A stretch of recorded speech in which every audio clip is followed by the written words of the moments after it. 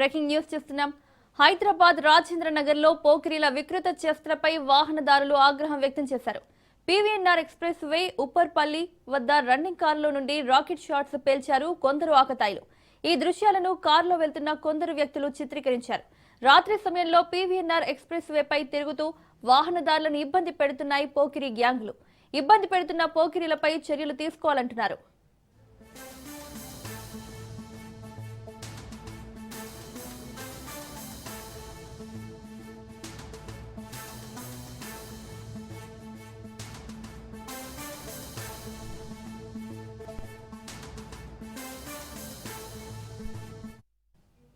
హైదరాబాద్ రాజేంద్ర నగర్ లో పోకిరీల వికృత చేష్టలపై వాహనదారులు ఆగ్రహం వ్యక్తం చేశారు.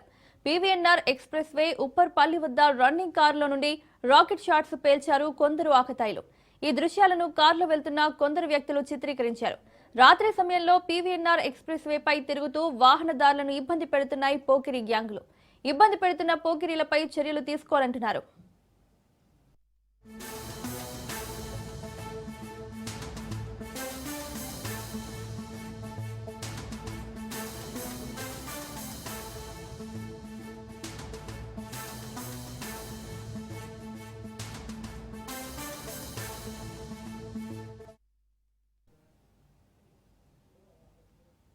తెలంగాణ కాంగ్రెస్ లో గందరగోళం నెలకొంది. పీసీసీ ప్రెసిడెంట్ గా మహేష్ కుమార్ గౌడ్ నియామకమై దాదాపుగా 16 నెలలవుతుంది. ఇంతవరకు కమిటీలు ఏర్పాటు కాలేదు. ఇప్పటి వరకు వర్కింగ్ ప్రెసిడెంట్లను ప్రకటించలేదు.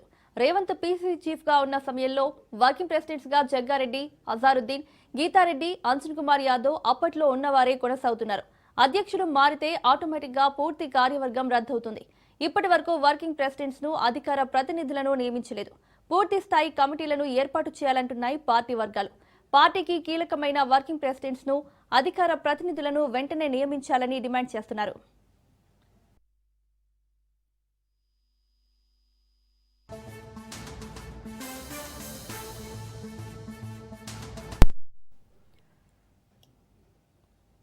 ములుగు జిల్లా తాడ్వాయి మండలం మేడారంలో మంత్రి సీతక్క పర్యటించారు.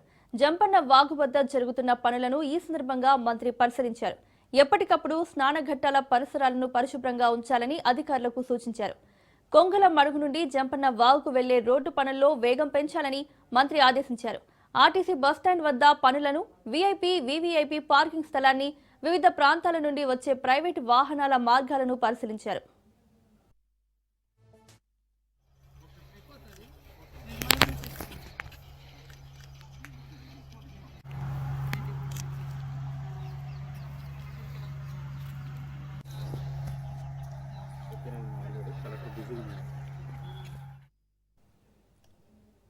కేంద్ర మంత్రి బండి సంజయ్ చిట్చాట్లో కీలక వ్యాఖ్యలు చేశారు.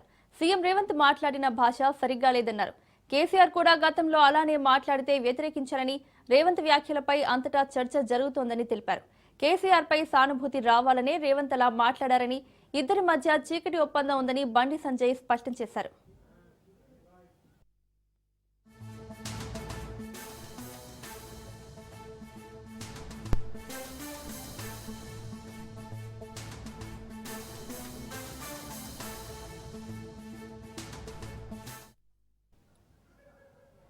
మాజీ సీఎం ఎన్టీఆర్, మాజీ ప్రధాని వాజ్పేయి మధ్య మంచి సాన్నిహిత్యం ఉండేదని ఏపీ సీఎం చంద్రబాబు అన్నారు. అమరావతిలో వాజ్పేయి విగ్రహాన్ని ఆవిష్కరించిన ఆయన ఆర్థిక సంస్కరణల తర్వాత దేశ ప్రగతికి వాజ్పేయి తీవ్రంగా కృషి చేశారన్నారు. టెలికాం రంగం అద్భుతాలు సృష్టిస్తూ ముందుకెళ్తోందంటే కారణం ఆయనని తెలిపారు. వాజ్పేయి ప్రధానిగా ఉన్నప్పుడు అణు పరీక్షలు విజయవంతంగా నిర్వహించారని చెప్పారు. భారత్ను అణ్వాయుధ శక్తిగా నిలబెట్టారని చంద్రబాబు స్పష్టం చేశారు.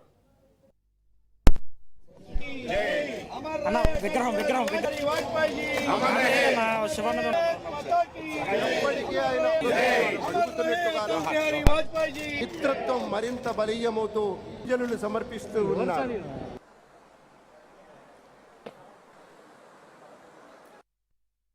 మొట్టమొదటిసారిగా ఈ దేశంలో వాజ్పేయి గారి నాయకత్వం, ఆ తర్వాత మీరు ఆలోచిస్తే యాంటీ కాంగ్రెస్ సెంటిమెంట్ కు బీజం వేసిన వ్యక్తి నందమూరి తారక రామారావు గారు అని చెప్పి కూడా నేను మీకు తెలియజేస్తున్నా.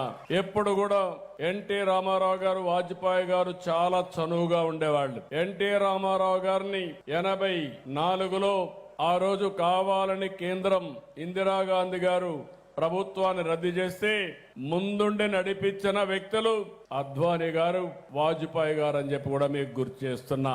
ఆ తర్వాత అనేక సందర్భాల్లో మీరు చూస్తే నేషనల్ ఫ్రంట్ పెట్టి, నేషనల్ ఫ్రంట్ ద్వారా ఈ దేశంలో యాంటీ కాంగ్రెస్ బీజం వేసిన మొట్టమొదటి నాయకుడు, ప్రభుత్వాన్ని ఏర్పాటు చేసిన నాయకుడు ఎన్టీ రామారావు గారు అని చెప్పి కూడా నేను మీకు తెలియజేసుకుంటున్నాను.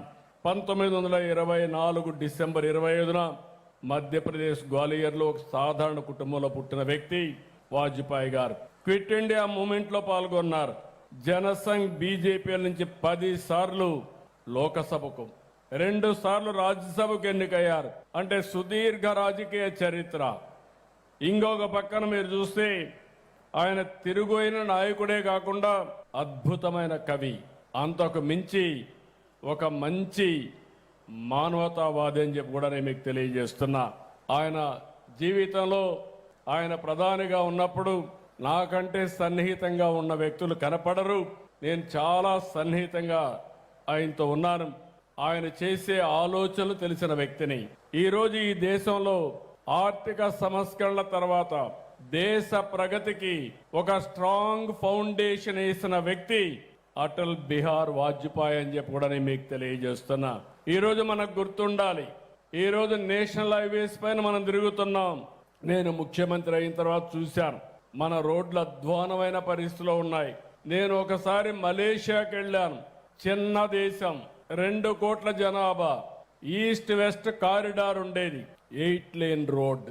అది చూస్తే నాకు అసూయ వచ్చి వాజ్పేయి గారి దగ్గరికి వచ్చి, చిన్న దేశం బ్రహ్మాండమైన రోడ్డు వేశారు, ఇంత పెద్ద దేశం మనం ఒక రోడ్డు వేసుకోలేకపోతున్నాం అంటే ఇమ్మీడియట్ గా అందరినీ పిలిపించి. పశ్చిమ గోదావరి జిల్లా భీమవరం డీఎస్పీని బదిలీ చేశారు. నూతన డీఎస్పీగా రఘువీర్ విష్ణును నియమించారు. గతంలో భీమవరం డీఎస్పీ వ్యవహారంపై డిప్యూటీ సీఎం పవన్ కళ్యాణ్ కు కొందరు ఫిర్యాదు చేశారు. భీమవరం డీఎస్పీ జయసూర్యపై పూర్తి స్థాయిలో విచారణ చేయాలని జిల్లా ఎస్పీకి ఆదేశాలిచ్చారు. గతంలో భీమవరం డీఎస్పీ జయసూర్యకు బహిరంగంగా మద్దతు తెలిపారు డిప్యూటీ స్పీకర్ రఘురామకృష్ణంరాజు. 2 నెలల క్రితం డీఎస్పీ జయసూర్య వ్యవహార శైలిపై పూర్తి స్థాయిలో విచారణ చేసి ఉన్నతాధికారులకు నివేదికను పంపారు ఎస్పీ.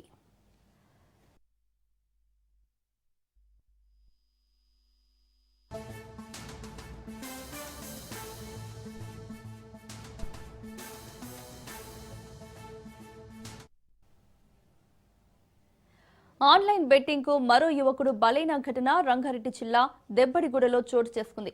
యువకుడు విక్రమ్ ఇంట్లో నుంచి ₹1,00,000 తీసుకెళ్లి ఆన్లైన్ గేమ్లో పోగొట్టాడు. విక్రమ్ మనస్తాపానికి గురై పురుగుల మందు సేవించి ఆత్మహత్యకు పాల్పడ్డాడు. పోలీసులు కేసు నమోదు చేసుకుని దర్యాప్తు చేస్తున్నారు.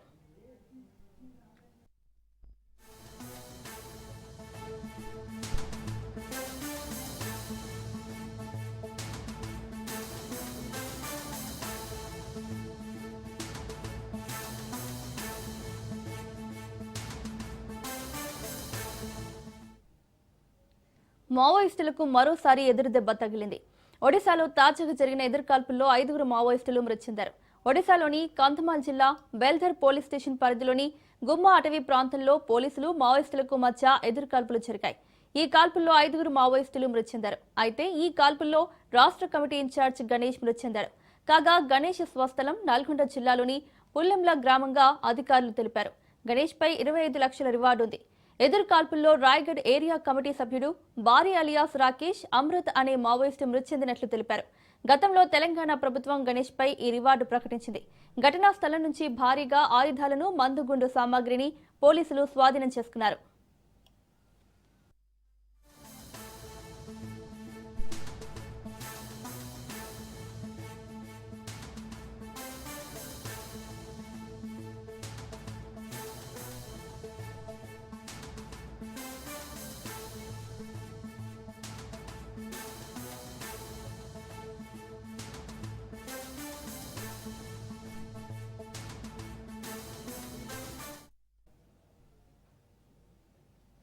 జీహెచ్ఎంసీ వార్డుల డీలిమిటేషన్ నోటిఫికేషన్ విడుదలైంది.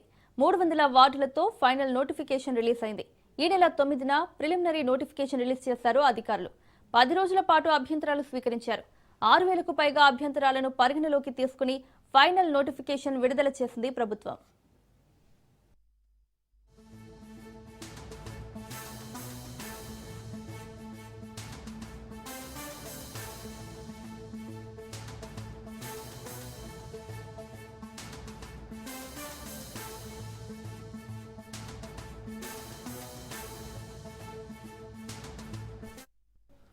జీహెచ్ఎంసీ వార్డుల డీలిమిటేషన్ నోటిఫికేషన్ విడుదలైంది. 300 వార్డులతో ఫైనల్ నోటిఫికేషన్ రిలీజ్ అయింది. ఈ నెల 9న ప్రిలిమినరీ నోటిఫికేషన్ రిలీజ్ చేశారు అధికారులు. 10 రోజుల పాటు అభ్యంతరాలు స్వీకరించారు. 6,000కు పైగా అభ్యంతరాలను పరిగణలోకి తీసుకుని ఫైనల్ నోటిఫికేషన్ విడుదల చేసింది ప్రభుత్వం.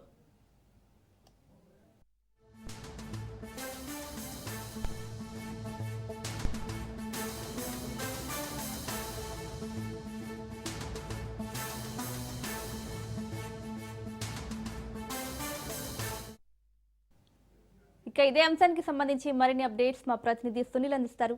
సునీల్,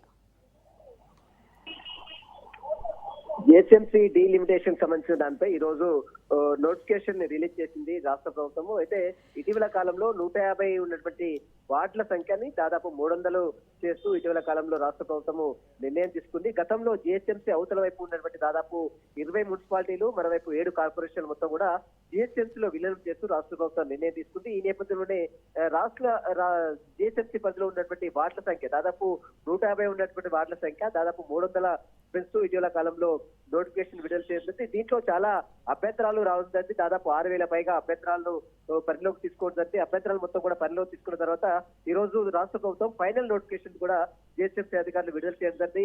మరోవైపు ఇప్పటికే దీనిపై హైకోర్టులోనూ అటు పలు పిటిషన్లు దాఖలు ఉంది. ఎందుకంటే పరిధులకు సంబంధించిన విషయాలు కావచ్చు, అభ్యంతరాలు కావచ్చు, మరోవైపు వాటికి సంబంధించిన విభజన జనాభా ప్రాతిపదికన తీసుకోకుండా ఇదంతా కూడా కావాలనే రాష్ట్ర ప్రభుత్వము వార్డు విభజన చేసిందనేది వాదన గతంలో అనేక పిటిషన్లు కూడా హైకోర్టులో దాఖలు కావట్లేదు. కానీ హైకోర్టు దానిపై ఎలాంటి డీలిమిటేషన్ పై కూడా తాము ఎలాంటి జోక్యం చేసుకోవాలని చెప్పడంతో అభ్యంతరాల గడువు 2 రోజులకు గతంలో పెంచినప్పుడు కూడా అభ్యంతరాన్ని కూడా పరిగణలోకి తీసుకున్న తర్వాత ఈ రోజు ప్రభుత్వము జిహెచ్ఎంసీకి సంబంధించిన విషయంపై కూడా డీలిమిటేషన్ పై కూడా ఈ రోజు నోటిఫికేషన్ రిలీజ్ చేయడం. ఈ నెల 9న ప్రిలిమినరీ నోటిఫికేషన్ విడుదల చేసి ఈ రోజు అధికారికంగా ఫైనల్ నోటిఫికేషన్ కూడా ఈ రోజు రిలీజ్ చేయడం జరిగింది. మొత్తం మీద జిహెచ్ఎంసీ ఇక వార్డుల దాదాపు 150 నుంచి 300 వార్డులని పెంచుతున్నట్టు రాష్ట్ర ప్రభుత్వం తీసుకున్న నిర్ణయానికి ఈ రోజు నోటిఫికేషన్ కూడా విడుదలైంది. కాబట్టి వాటికి సంబంధించినటువంటి విధి విధానాలకు సంబంధించిన విషయంపై కూడా రాష్ట్ర ప్రభుత్వం రేపు పూర్తి క్లారిటీ కూడా ఇచ్చే అవకాశం ఉంది. Right Sunil, thank you.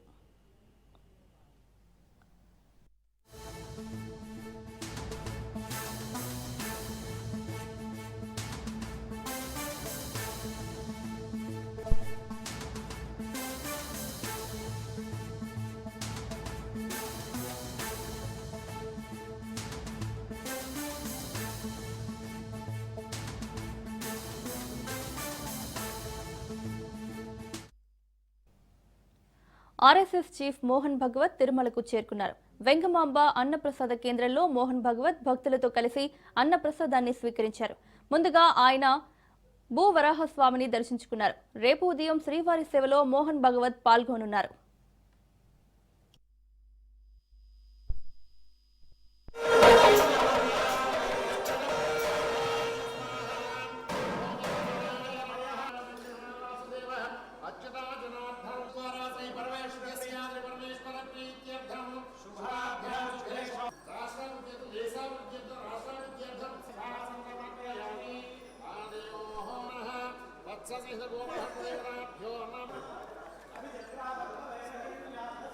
కన్న పూజయామి కంఠ పూజయామి మహాదేవ్యై చ విద్మహే విష్ణుపత్రే చ ధీమహి. నిజామాబాద్లో ఓ వ్యక్తి తన భార్య మోసం చేసిందని ధర్నాకు దిగాడు. పెళ్లైన 4 నెలల్లోనే భార్య వేరే వ్యక్తితో వివాహేతర సంబంధం పెట్టుకుందని ఆరోపిస్తున్నాడు భర్త ప్రశాంత్.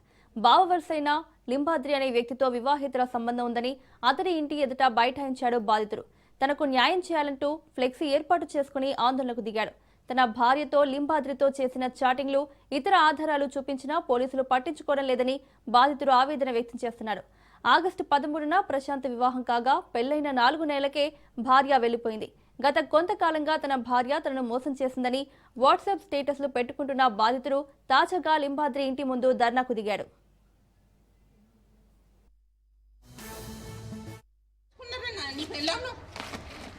అది సంసారం చేయండి, ఈడ నువ్వు సంసారం చేయించుకున్నాడు మా ఇంటి మీద పట్టుకున్నారు. అందరు చూసి అందరికి గుర్తు ఓడొచ్చిండు నువ్వు నాకు ఎట్లా తల్లి అవుతావు? నా తల్లి నేనేం తిట్టిండో అన్నీ ఉన్నాయి, చదువుకో రెండు ఉన్నాయి. నువ్వు కూడా తిట్టినవారా? ఓలని నువ్వు నిన్న ఓల పెట్టినావు.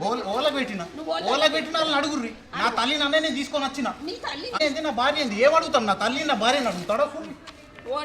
నాది తప్పు ఉంటే కొట్టుర్రి. ఇగో ఇటు రాస్తా ఇడుగు. నా తప్పు ఉంటే నాది కొట్టుర్రి అని శిక్షించుర్రి అని. ఓడి కొట్టిండ్రా నిన్ను?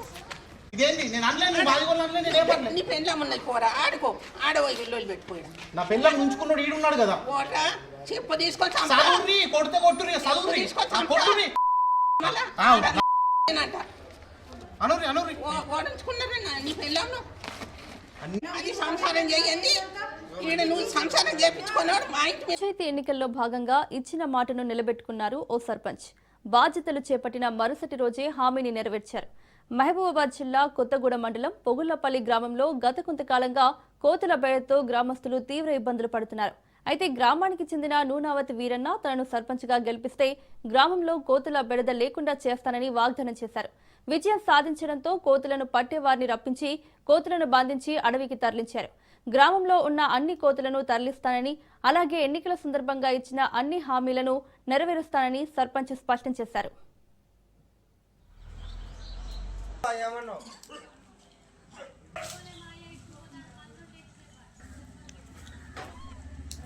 అరే కొద్దిగా వెళ్ళరా, అదే చూసిరాను.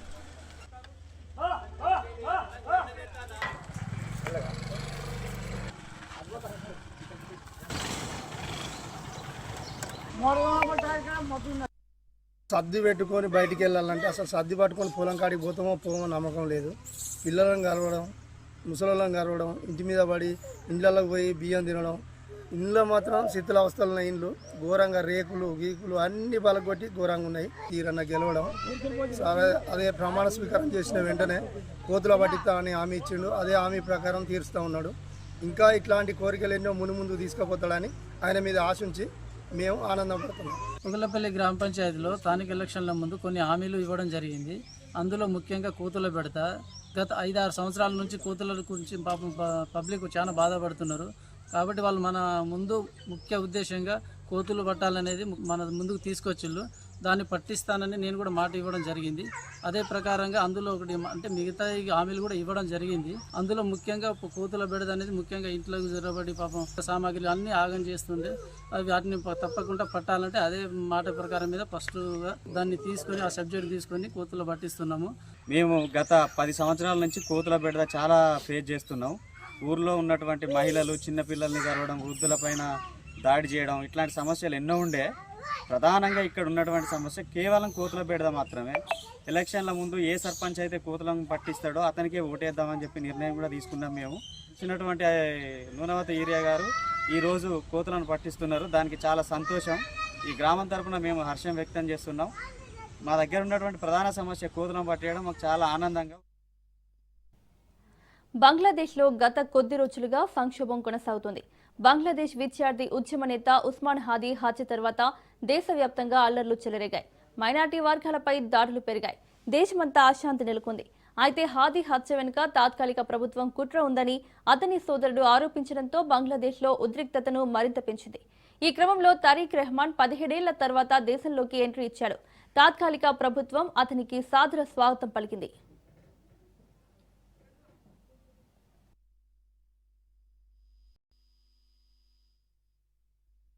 కేవీ బులెటిన్ అప్డేట్స్ చూస్తూనే ఉండండి. రాజ్ న్యూస్.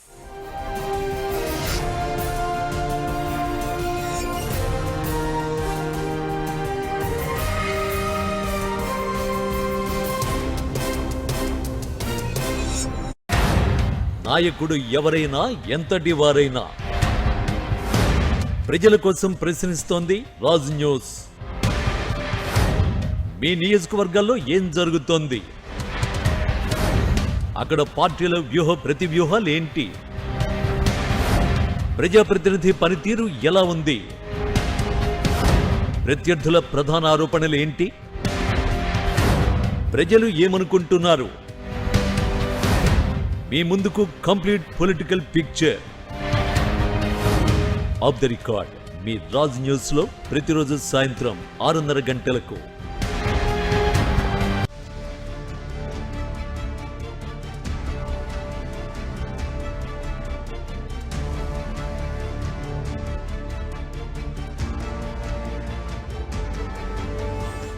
నమస్తే, నేను Roja. Welcome to special debate. 4 ఏళ్లుగా జరుగుతున్న రష్యా యుక్రెయిన్ వార్ ముగింపు దశకు వచ్చిందా? శాంతి దూతగా ప్రకటించుకుని ప్రపంచ యుద్ధాలను ఆపేస్తానని చెబుతున్న అమెరికా అధ్యక్షుడు Trump Ukraine Russia war close చేసేందుకు 20 పాయింట్ ఫార్ములాతో ముందుకొచ్చారా? యుక్రెయిన్ను యుద్ధం ముగించేలా చేసి ఆర్థికంగా వెన్నుదన్నుగా నిలిచి భవిష్యత్తులో రష్యా దాడి చేయకుండా అమెరికా గ్యారంటీ ఇచ్చిందా అంటే అవునని అంటున్నారు జెలెన్స్కీ. యుక్రెయిన్ అధ్యక్షుడు జెలెన్స్కీ అమెరికా ప్రతిపాదించిన 20 పాయింట్ ఫార్ములాను ధృవీకరించారు. రష్యా నిర్ణయం కోసం వేచి చూస్తున్నట్టు ప్రకటించారు. అమెరికా ప్రతిపాదనలను ట్రంప్ దూత ఒకరు మాస్కో వెళ్లి రష్యన్ అధికారులతో మాట్లాడారు. రష్యన్ ప్రెసిడెంట్ పుతిన్ దీనిపై ఓ నిర్ణయాన్ని తీసుకుంటే 3 దేశాల అధినేతలు సంయుక్త ప్రకటన చేసే అవకాశం ఉంది. అయితే 20 పాయింట్ ఫార్ములా రూపొందించినప్పటికీ రష్యా ఆక్రమిత ప్రాంతాలను ఆ దేశం తిరిగి యుక్రెయిన్కి ఇస్తుందా? యుక్రెయిన్ EUలో చేరితే రష్యా ఒప్పుకుంటుందా? నల్ల సముద్రంపై ఆధిపత్యాన్ని తనంతట తాను ఆధిపత్యాన్ని కోల్పోయేలా పుతిన్ ఒప్పుకుంటారా అనేది పెద్ద క్వశ్చన్. 4 ఏళ్లుగా యుద్ధం చేస్తూ చితికిపోయిన యుక్రెయిన్, రష్యా దేశాలు